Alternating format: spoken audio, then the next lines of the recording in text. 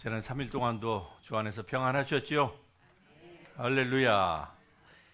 오늘 같이 살펴볼 하나님의 말씀 마태복음 3장 7절에서 9절에 있는 말씀을 우리 같이 한 목소리로 같이 읽겠습니다. 7절 읽습니다. 요한이 많은 바리새인들과 사두개인들이 세례 베푸는 대로 오는 것을 보고 이르되, 독사의 자식들아, 누가 너희를 가르쳐 임박한 진노를 피하라 하더냐?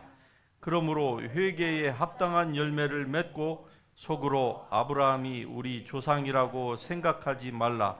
내가 너희에게 이르노니 하나님이 능히 이 돌들로도 아브라함의 자손이 되게 하시리라. 아멘. 자리에 앉으셔서 같이 말씀 나누십시다. 우리가 목요일마다 마태복음을 살펴보고 있는데요.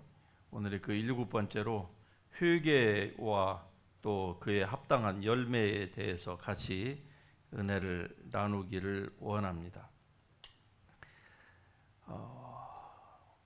세례 요한이 회개하라, 천국이 가까워 왔다, 이러한 그 외침을 할 때에 여러분 그 당시에 이 말을 듣던 당시에 이스라엘 백성들의 그 상태를 한번 여러분 상상해 보신 적이 있으십니까?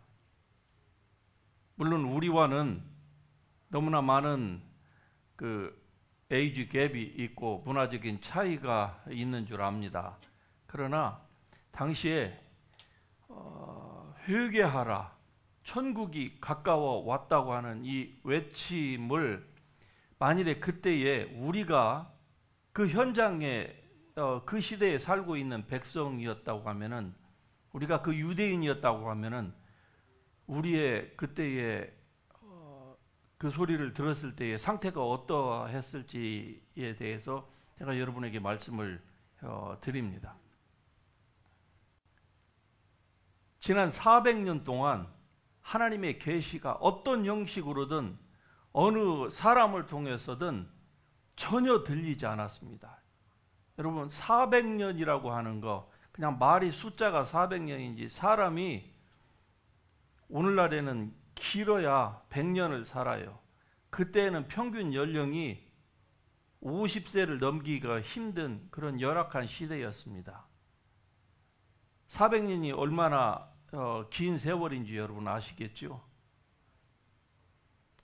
우리 대한민국의 역사로 치자면은 2주 500년이라고 하죠. 500년에서 100년만 뺀 400년 동안 이스라엘 백성들이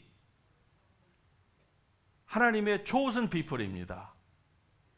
하나님께서는 그들을 온 지구에 있는 이 수천의 민족 가운데서 유일하게 한 민족만 하나님께서 뽑으셔서 하나님의 그 선택된 백성으로 그들을 하나님이 그 자리에까지 인도해 주신 백성이에요. 그런데 그 백성에게 400년 동안 어떤 형태로든 하나님께서 아무에게도 말씀을 전혀 하지 않으셨어요. 심지어는 그 가운데에서 그러면 400년 동안 이스라엘 백성들이 뭐 다 하나님을 예배하지 않았을 것이다, 우리가 이렇게 생각해서는 안 됩니다.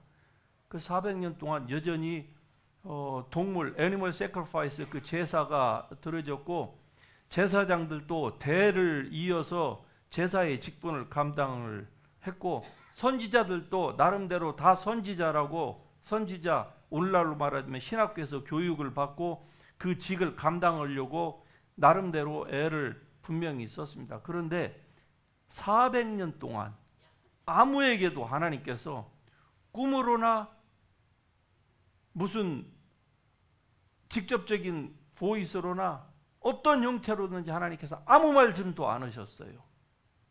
이런 오랜 침묵의 기간을 깨고 드디어 한 선지자가 나타나가지고 그가 회개하라, 천국이 가까워 왔느니라, 이런 말씀을 지금 선포했습니다. 그때의 그 백성들의, 특별히 경건한 사람들, 어차피 어느 세상이든 간에 경건하지 않은 사람들, 세상을 그냥 자기 마음대로 살려고 하는 사람들은 뭐 이런 거에 관심이 없습니다. 뭐 천국과 지옥이 있다고 한들 뭐 그들은 관심이 없는 게 오로지 그냥 이 세상에서 어떻게 하면은 잘 먹고 잘 살고 건강하게 자기가 원하는 바를 하면서 그렇게 살까 거기에만 관심이 있는 거예요. 그러나 경건한 사람들은 그때나 지금이나 항상 어떻습니까? 우리의 모든 촉각을 하나님께 곤두세우고 사는 것이죠. 돈을 벌어도 일이 잘 될 때이든 잘 되지 않을 때이든 항상 하나님을 두려워하고 경외하면서 사는데도 불구하고 400년 동안 하나님의 말씀이 전혀 들리지 않다가 갑자기 하나님의 선지자라고 하는 사람이 나타났는데 그의 모습이 어떤 사람이냐? 딱 엘리야와 같은 사람이에요. 엘리야가 그러면 어떤 사람입니까? 엘리야는 이 세례 요한이 나타났던 이 시점으로부터 약 900년 전, 그러니까 거의 1000년 전의 사람입니다. 그 엘리야가 나타나서 그때의 엘리야가 불의 성격을 가지고 그가 이스라엘을 죄에서 회개하라고 돌이키라고 자기의 목숨을 내놓고 이스라엘 역사 가운데서 가장 악한 왕 중에 하나였던 그 아합 왕과 그 이세벨에게 그가 정면으로 도전을 하면서 온 백성들을 이렇게 당신이 잘못 인도하면 안 된다고 그가 그렇게 아주 대가 센 그런 그 선지자가 있었는데 그 일이 언제입니까? 900년 전이에요. 거의 1000년입니다. 말이 그렇지 1000년 전에 미국의 역사를 미국의 시민권을 가진 우리가 알고 있는 사람이 있습니까? 100년 전의 역사도 우리는 partially만 알지 잘 몰라요. 하물며 900년 전이에요. 그런데 이스라엘 백성들이 한 선지자가 나타나서 하나님의 목소리를 지금 대변을 하고 있는데 그의 목소리가 어디서 나왔느냐? 당시에 수도였던 예루살렘이 아닙니다. 유대 광야예요. 물론 광야가 완전한 무슨 데스밸리처럼 사막은 아닙니다. 사람이 살 수는 있어요. 그러나 아주 척박하죠. 거의 사막과 같은 곳. 간혹 물도 흐르기도 하지만은 그런데 그 목소리가 광야에서 들린 거예요. 그러자 왜 사람들이 그를 보려고 예루살렘과 이두메와 산지 사방에서 세례 요한이 외치던 그 광야로 내려갔는지 여러분 이제야 조금 이해가 되십니까? 왜 사람들이 그 말을 들으려고 그렇게 광야로 내려갔을까요? 7마일, 8마일을 걸어서 내려갔습니다. 예루살렘으로부터. 성경에 보면은 예루살렘에 있는 사람들이 다 내려갔다 이렇게 표현을 하고 있어요. 물론 과장법일 수도 있겠죠. 그러나 얼마나 많은 사람들이 목마르고 갈증이 영적인 갈증이 심했으면은 회개하라 천국이 가까웠느니라라고 하는 이 말을 들으려고 거기에 내려갔을까요? 왜냐하면은 왕 중의 왕이신 하나님이 오신다고 하는 그 사인이 뜬 거예요. 드디어 그 말을 400년 동안 기다렸습니다. 그런데 드디어 그 말이 나온 거예요. 그러니까 그 선지자의 입으로부터 나오는 그 말 한마디를 듣기 위하여서 사람들이 남녀노소를 불문하고 내려갔던 거예요. 내려갔는데 그가 뭐라고 합니까? 첫 마디가 repent, 회개하라는 것이죠. repent, for the kingdom of God is near. 하나님의 나라가 이제 가까이 오고 있다. 너희가 왕 중에 왕을 맞을 준비를 하라라고 지금 외치고 있는 것입니다. 이 말을 들을 때에 사람들이 한편으로는 죄 지은 사람들, 죄를 회개해야 될 사람들은 얼마나 그 가슴이 졸였을까요? 그런데 그 자리에 이 말에 해당되지 않는 사람이 단 한 사람이라도 있었을까요?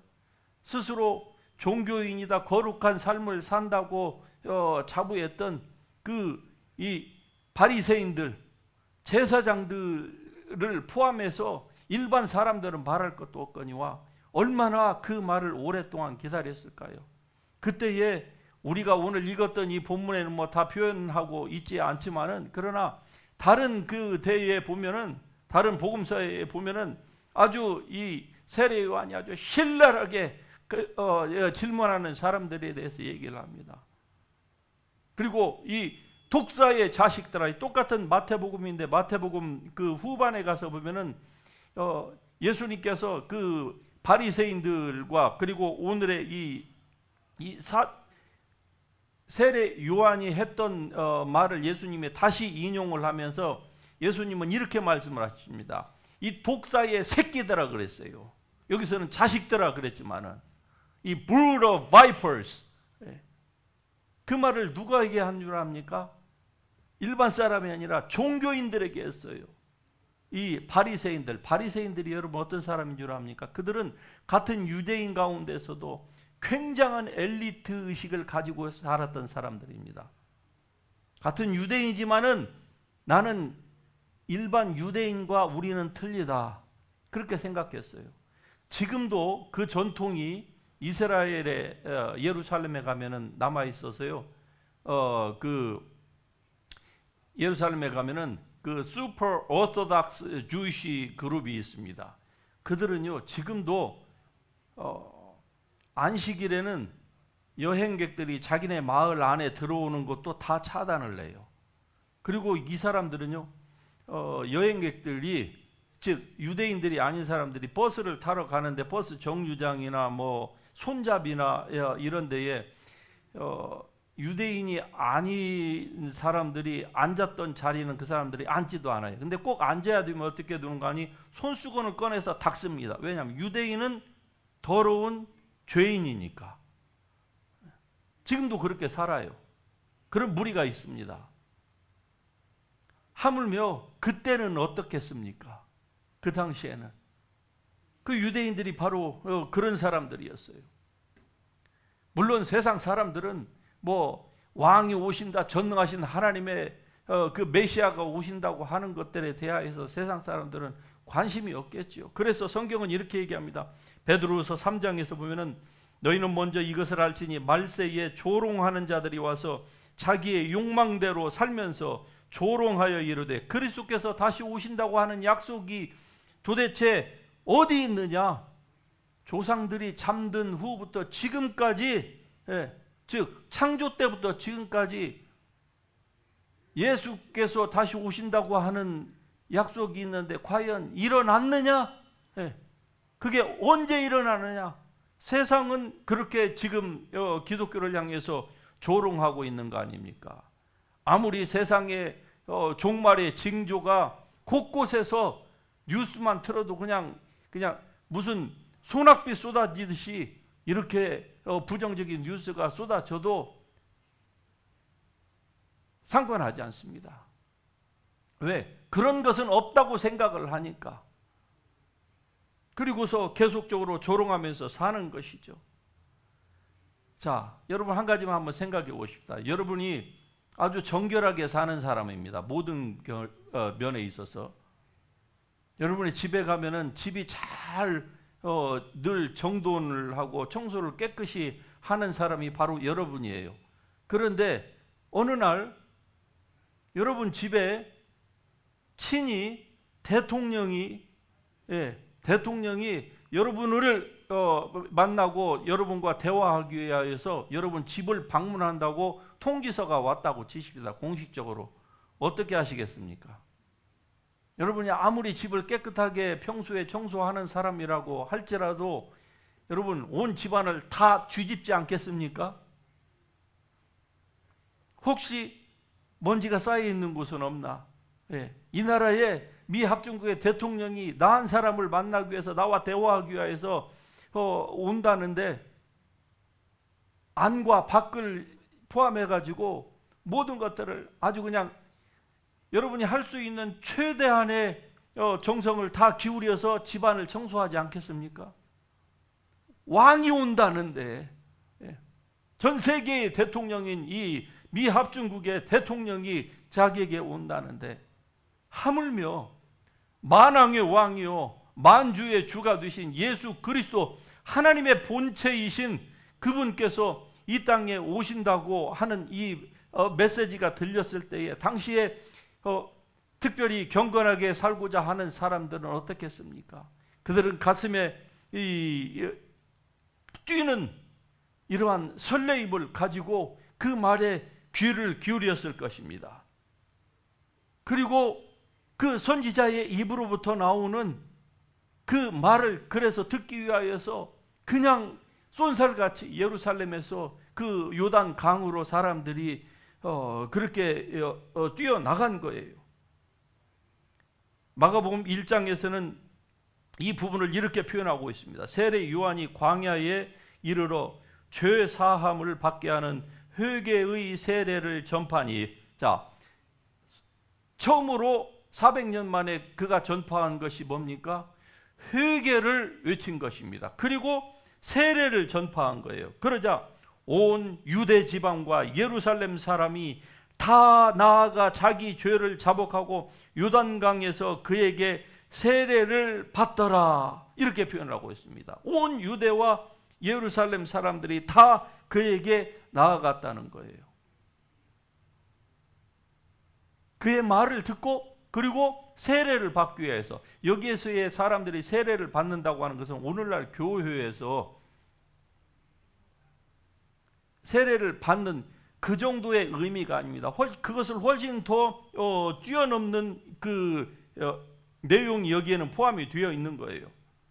즉 하나님께서 이스라엘과 단지 유대인에 국한된 것이 아니라 온 세상을 위한 이제 새로운 일을 행하실 것이라고 하는 이러한 그 예표가 바로 이 세례 예식에 담겨 있었던 것입니다.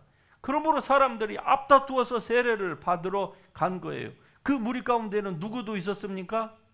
바로 이 세상의 창조주이신 예수 그리스도께서 그 무리 가운데에 들어가셔서 세례 요한으로 하여금 자기를 물 세례를 주라고 그렇게 그에게 예수님이 친히 부탁을 하셨던 거예요. 물론 세례 요한은 거절을 했죠. 하지만 예수님의 강권에 못 이겨서 그가 예수님을 물속에 잠궜습니다. 자, 여기에서 이제 왜 그러면 요단강에서 세례를 했을까요?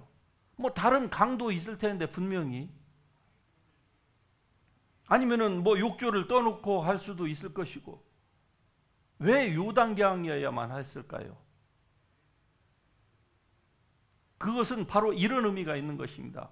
1000년도 훨씬 이전에 이스라엘 백성들이 출애굽을 해서 하나님께서 약속하신 약속의 가나안 땅으로 들어갈 때에 홍해를 지나고 광야를 지나고 그 다음에 마지막으로 무슨 강을 건넜지요? 이 요단강을 건넌 거예요. 자, 요단강을 건넜다고 하는 것을 성경에서는 뭐라고 얘기하느냐? 그들은 요단강을 건너면서 그들은 죽음의 세례를 받은 것입니다. 무슨 세례라고요? 죽음의 세례. 무슨 죽음의 세례입니까? 그들이 이전에는 어떤 사람들이었습니까? 애굽에서 종살이하던 노예의 근성을 가지고 있는 사람들이었어요. 그런데 요단강을 건너면서 그들은 이제 다시는 돌아갈 수 없는 거예요. 옛날로.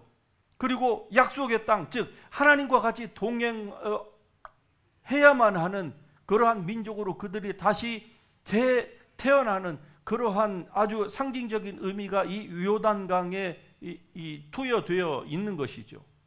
그런데 그곳에서 이제 다시금 이스라엘 백성들은 이 사실을 너무나 잘 알지요. 그렇기 때문에 요단강에서 세례를 받으러 사람들이 앞다투어서 갔던 이유가 바로 거기에 있었던 것입니다. 이것은요, 노예 민족이 그 가나안 땅을 정복하는 것보다도 훨씬 더 위대한 일들이 바로 여기에 이 세례 예식 가운데에서 포함되어 있다고 하는 것을 이스라엘 백성들은 희미하게나마 알았던 거예요. 왜냐하면 이 예식을 통하여서 바로 예수 그리스도께서 오셔서 친히 세례를 받으셨는데 그분은 메시아입니다. 왕 중에 왕이에요. 물론 사람들이 겉모습으로 잘못 판단하여서 예수님을 영접치 아니하였으나 그러나 영접하는 자 곧 그 이름을 믿는 자들에게는 하나님의 자녀가 되는 권세를 주셨느니라. 할렐루야. 그러므로 말미암아 사람들이 이제 완전히 새로운 세계입니다. 가나안 정복은 했지만은 그러나 그 가나안에서 이스라엘 백성들은 결국 실패하고 세례 요한이 왔던 이 시점에서는 나라를 잃고 그들이 주권을 완전히 상실한 지 이미 오래된 상태였습니다. 하지만 예수 그리스도께서 오시는 그 메시아를 지금 증거하고 있는 이 세례 요한으로부터 받는 이 세례는 물론 물세례이죠. 그러나 세례 요한이 분명히 얘기합니다. 내 뒤에 오시는 이에 대하여서 나는 그의 신발끈 하나도 풀지 못하겠다. 무슨 얘기입니까? 신발끈은 과거에 주인의 신발끈을 노예만, 주인은 자기 손을 허리를 굽혀서 자기가 신발을 신지 않았습니다. 신발 벗을 때 신을 때 전부 다 노예가 신발끈을 매주고 풀어주고 그랬어요. 그러니까 세례 요한의 말은 뭡니까?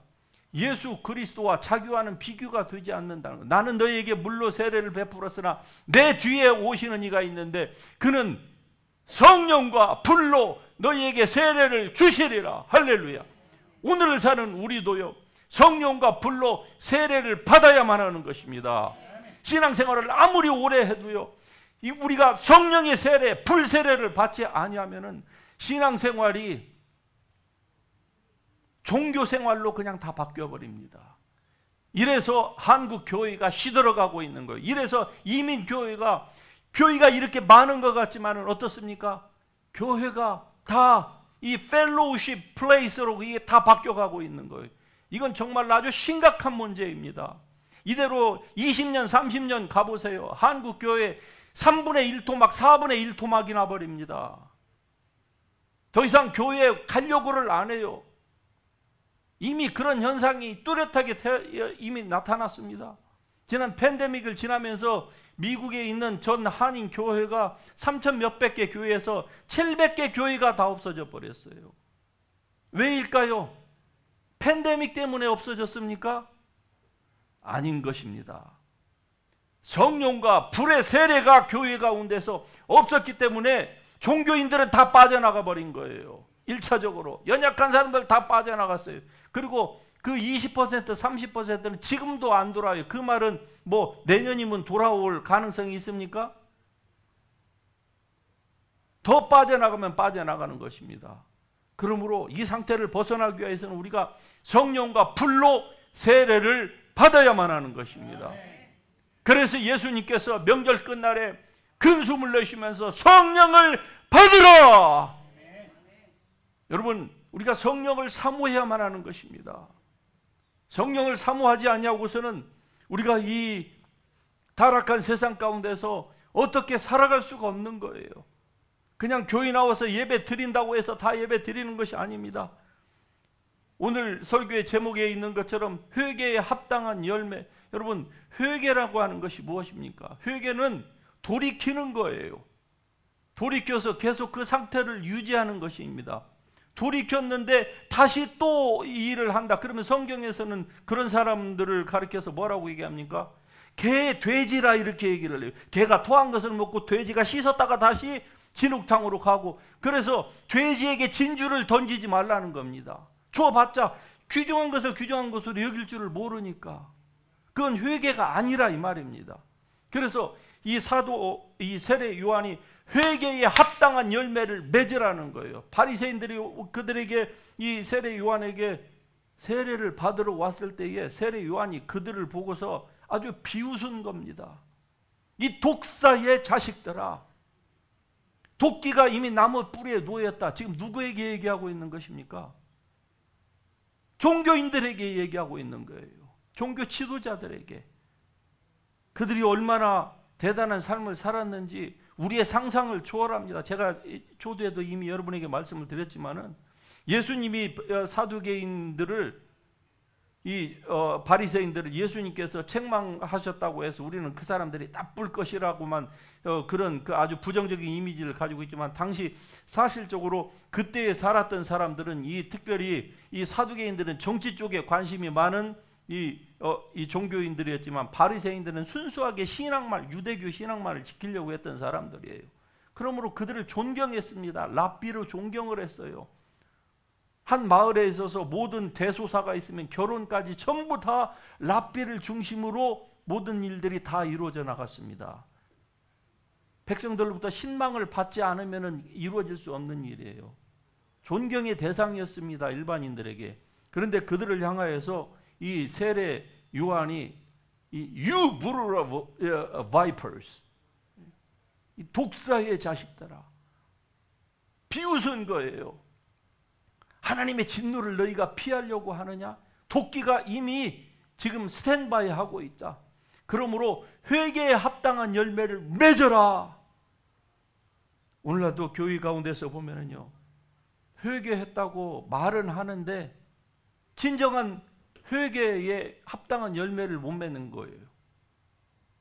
진정한 합당한 열매는 뭡니까? 결국 말과 행동과 그리고 인격까지 변화되는 것을 얘기합니다. 그냥 말로만 고백하는 거, 그거 누가 못합니까? 말로만 고백하고 그리고 또 때 되면은 개가 토한 것으로 다시 돌아가고 돼지가 진흙탕으로 다시 돌아가는 거, 그건 회개가 아니라 말이죠. 말과 행동과 그리고 인격까지 변화되는 거. 물론 업앤다운이 사람이니까 다 있을 수는 있죠. 그러나 전체적으로 보면 다 상승곡선을 그어야만 하는 거예요. 이게 하나님이 원하시는 바입니다. 이게 진정한 회개에 합당한 열매를 맺는 거예요. 2024년 2월 달에 한국에서 CBS 그 새롭게 하소서라고 하는 그 프로그램 여러분 잘 아실 거예요. 거기에서 한 유명한 여자 가수가 간증을 한 것을 들어본 적이 있습니다. 40대 초반이에요. 예, 유명한 여성 그룹의 그 보컬 리더였는데, 그가 거기서 간증을 하면서 죽어가던 자기였는데 하나님의 은혜로 기적적으로 살아났어요. 이 가수가 무슨 병이 걸렸는가 하니 병원에 가도 병명이 안 나와요. 아무 문제가 없는데 밥을 못 먹어요. 밥을 먹을 수가 없는 거예요. 그러니까 밥을 못 먹으니까 죽어가는 거죠. 그런데 하나님의 이 특별한 은총이 내려서 이 가수가, 이 나르샤라고 하는 이 가수가 거기서 살아났어요. 거기까지는 좋아요. 그래서 그 유명인이니까 이 간증까지 했지요, 전국적으로. 그런데 그때로부터 약 6개월도 지나기 전에 이 똑같은 나르샤라고 하는 가수가 어디에 출연을 했느냐? 동성애 방송 채널에 출연을 했어요.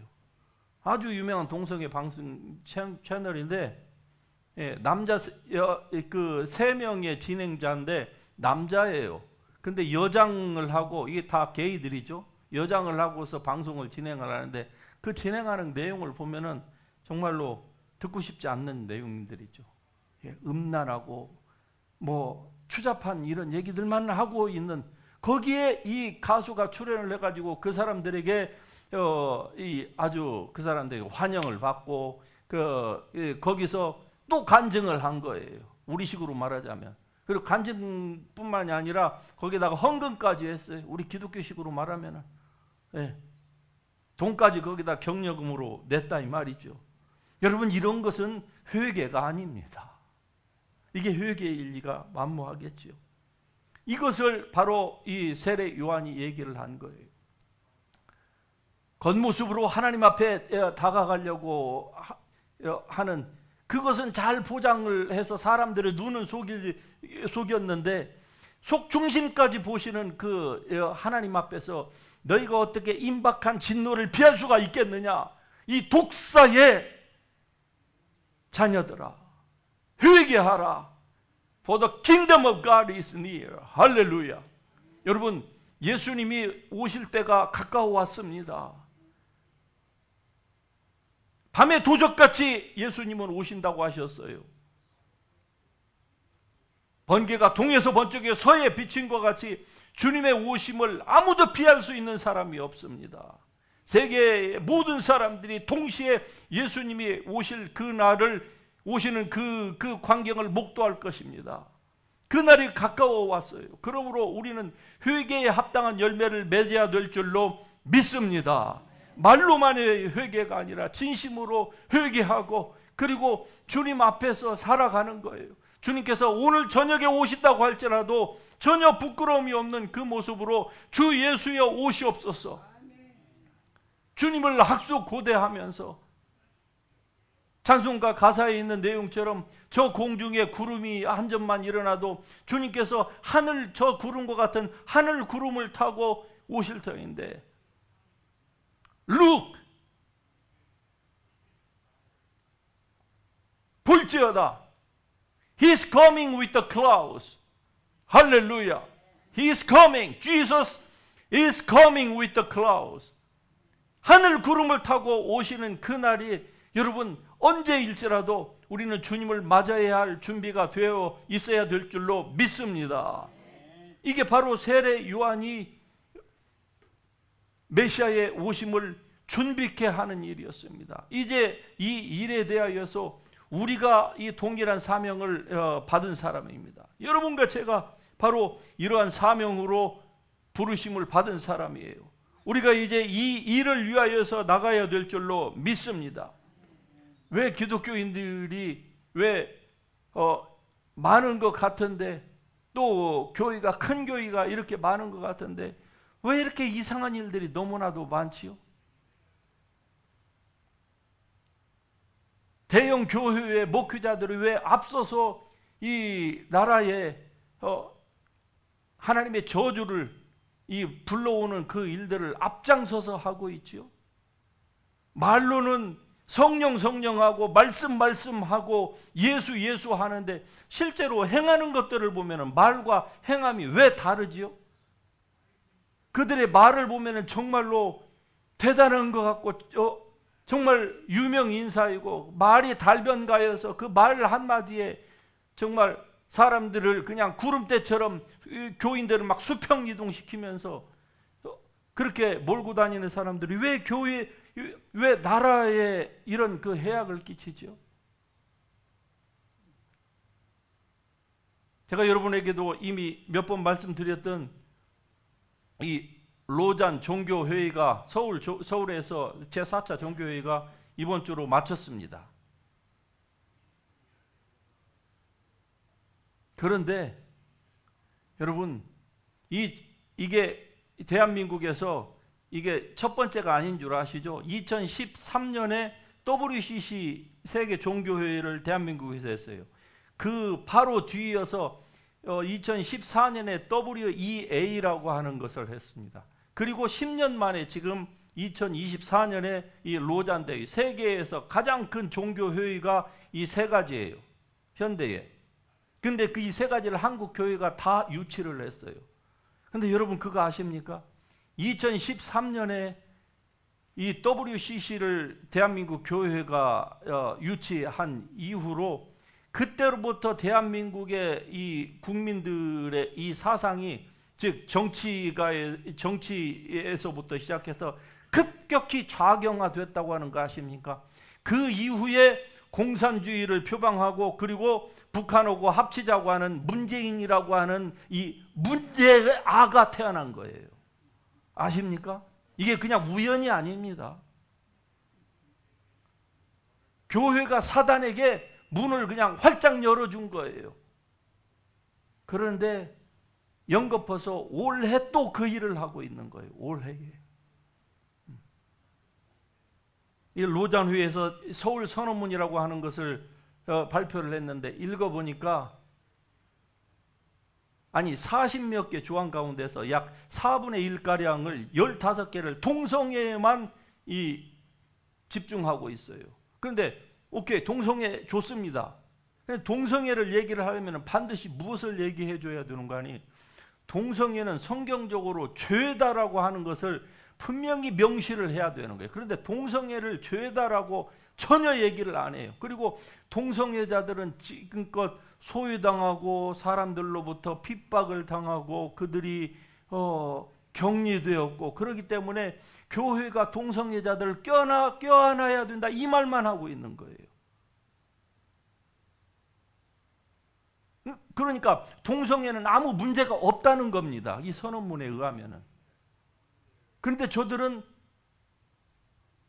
인권 침해를 당했으니까 교회가 그들을 껴안아야 된다고만 얘기를 하는 거예요. 돌이킬 수 있는 길을 아예 다 막아놔 버린 거예요. 죄라고 해야만이 그들이 돌이킬 수 있죠. 그 가운데서 죄를 죄라고 할 수 있는 곳은 오직 성경밖에 없고 교회밖에 없어요. 그러는데 전 세계 교회, 전 세계에서 5,000명의 지도자들이 모였는데 그 가운데서 동성애를 지금 세상을 망치고 있는 가장 이 선두 주자의 프론티어에 나와 있는 게 동성애 아닙니까? 동성애 뒤에는 보이지 않는 공산주의가 있습니다. 그런데 이걸 죄라고 하지 않는 거예요. 그러므로 아무리 5천이 아니라 5만 명의 지도자들이 모였다고 한들 그 지도자들이 정말 진정한 기독교인이겠습니까? 아무리 유명인들이 있다 한들 그들이 진정으로 복음을 아는 자들입니까? 오늘 제 설교를 한번 여러분 분석하신다고 하면 도대체 이 짧은 설교 30분 가운데서 죄라고 하는 말을 몇 번을 했는지를 한번 생각해 보세요. 제가 의도적으로 한 것이 아니라 성경이 그렇게 말씀을 하잖아요. 성경이. 결론적으로 여러분 지금은 우리가 죄에서 돌이킬 때입니다. 그리고 깨어서 의의를 행해야 될 때인 줄 믿습니다. 합당한 열매를 이제는 맺어야 될 때입니다. 왜냐? 그리스도께서 지금 가까이 오고 계시기 때문에 그래요. 주님이 오실 때에 여러분은 주님의 그 심판대 앞에서 무엇을 인생의 공력을 내 보이라고 할 때에 무엇을 가지고 주님 앞에 여러분 서시겠습니까? 준비가 되어 있습니까? 주님 앞에 섰을 때에 여러분과 저의 태어나면서부터 죽을 때까지의 모든 기록이 여러분 그냥 뭐 타이프 다다다다닥 쳐가지고 몇 년 몇 월 몇일 이게 아닙니다. 이것만이 아니에요. 동영상으로 다 촬영이 되어 있습니다. 동영상으로 한 컷도 빠진 데가 없어요. 세상에서는 아무리 뭐 CCTV가 곳곳에 설치되어 있다고 해도 반드시 사각지대가 있기 마련이죠. 하나님의 실력으로 하는 그 CCTV는요, 어느 한 곳, 여러분과 제가 제발 이것만은 좀 안 지켰기를 그것까지 다 지켰습니다. 그러므로 이제는 깨어 있어야만 합니다. 지나간 날들은 우리가 어쩔 수 없는 거예요. 가슴을 아무리 쳐도 단 하나도 내가 correction 할 수가 없어요. 그러나 지금부터는 여러분의 의지만 있으면 주님 앞에서 바로 살 수가 있습니다. 그럼 어떻게 하면 그렇게 살 것인가? 어떻게 하면 그렇게 깨어 있을 수 있을 것인가? 그건 성령과 불로 세례를 받는 길밖에 없습니다. 다른 거 없어요. 성령과 불로 세례를 받지 아니하고서는 우리가 둔감해집니다. 종교인이 될 수밖에 없는 거예요. 진정한 변화를 모색할 수가 없는 거예요. 변화되지 않으면 우리는 다 변질되는 거 아닙니까? 그러므로 세례 요한의 이 외침처럼 여러분 회개에 합당한 열매를 맺는 여러분이 될 수 있기를 주님의 이름으로 축복합니다. 주님께서 오실 날이 가까웠습니다.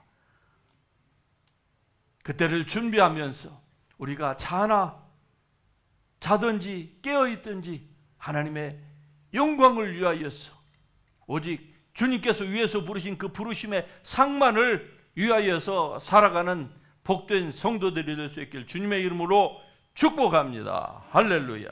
우리 다 같이 일어나서 찬양하십시다.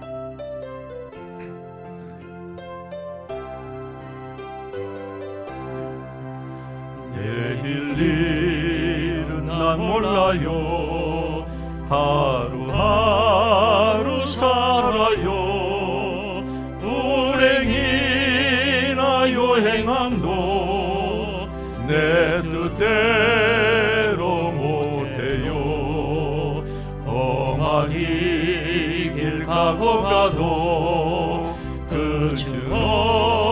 보고해요.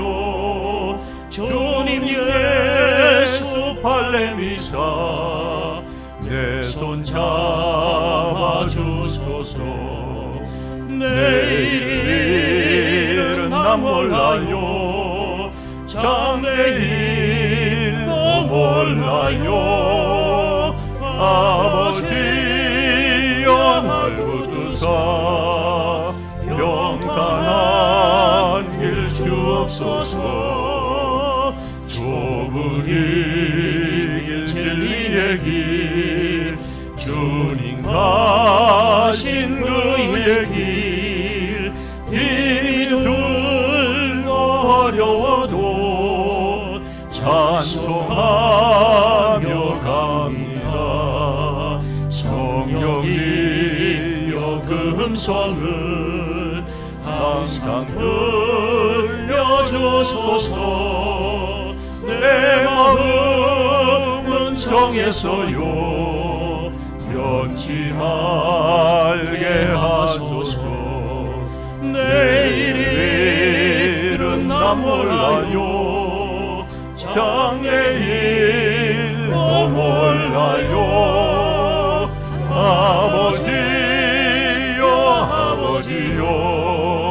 주신 소명 이루소서. 만왕의 왕 예수께서 이 세상에 오셔서 만백성을 구속하니 참구주가 되시네. 순교자의 도를 따라 나의 믿음 지키고 순교자의 신앙 따라 이 복음을 전하세. 불과 같은 성령이여 내 맘에 항상 계셔. 천국 가는 그날까지 주여 주 3절 다시 한번 하십시다. 만왕의 왕 예수께서 이 세상에 오셔서 만백성을 구속하니 참구주가 되시네. 순교자의 법을 따라 나의 믿음 지키고 순교자의 신앙 따라 이 복음을 전하세. 불과 같은 성령이여 내 맘에 항상 계셔. 천국 가는 그날까지 주여 지켜. 불과 같은 성령이여 불과 같은 성령이여 내 맘에 항상 계셔. 천국 가는 그날까지 불과 같은 성령이여 주옵소서. 불과 같은 성령이여 내 맘에 항상 계셔. 천국 가는 그날까지 주여 지켜 주옵소서. 여러분, 우리 가운데에 하나님의 성령의 불이 임해야만 합니다. 이 시간에 간절히 사모합니다. 주여, 우리가 신앙을 우리의 내 이성으로 논리로만 할 수가 없습니다. 하나님의 성령을 부어 주시옵소서. 성령의 불을 부어 주시옵소서. 하나님의 성령이 아니고서는 우리가 이 타락한 세상에서 우리 자신을 지킬 수가 없습니다. 종교인으로서 겉모습은 그럴싸하게 내가 가장하면서 살 수 있지만, 그러나 전능하신 하나님이 보실 때에 우리 안에 늑대와 이리가 가득 득실득실한데 그런 사람을 하나님이 어찌 용납하실 수가 있겠습니까? 오직 성령을 좇을 때만이 우리가 육체의 욕심을 따르지 아니하고 육체의 욕망을 따라 살지 아니하고 하나님의 뜻대로 살아갈 수 있을 줄로 믿습니다. 그러므로 이 시간에 여러분 주님의 이름 부르면서 기도할 때에 하나님의 성령의 불을 주시옵소서. 내가 새로운 삶을 살기를 원합니다. 거룩한 삶을 살기를 원합니다. 하나님 도와주시옵소서. 주의 이름 같이 한번 부르고 통성으로 기도합니다. 주여.